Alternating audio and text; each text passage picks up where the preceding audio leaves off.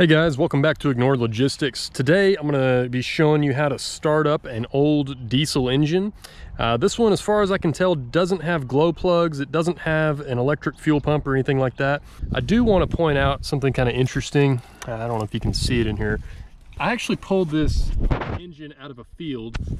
That right there is part of a tree that I actually had to cut out of the center of this engine.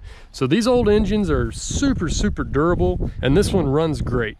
Today I'm going to be showing you how to start up a 91 Ford 7.8 liter engine. This is a dump truck engine that comes out of an F700, I believe, but this principle should apply to most diesel engines of that era.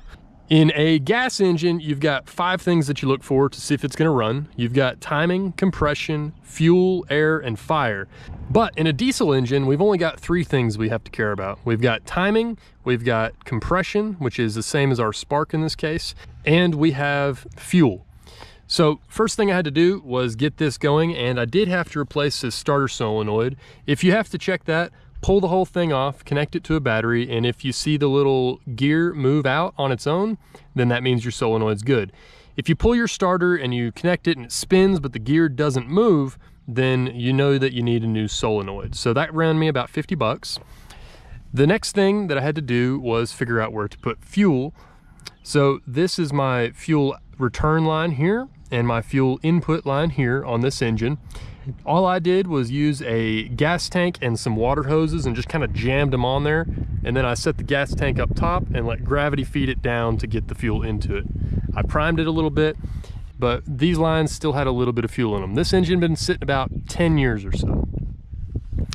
The next thing you have to do is figure out your on-off. On this particular engine, there's a little electric actuator down here that moves this arm right here, like this.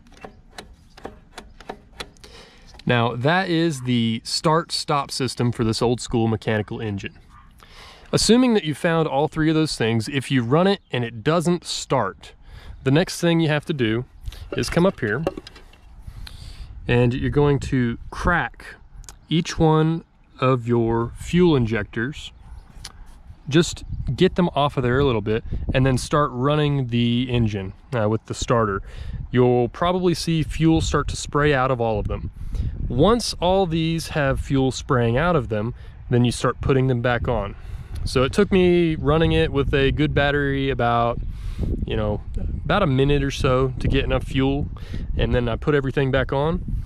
And I will show you my at the time reaction, because I wasn't really planning on making a video out of this.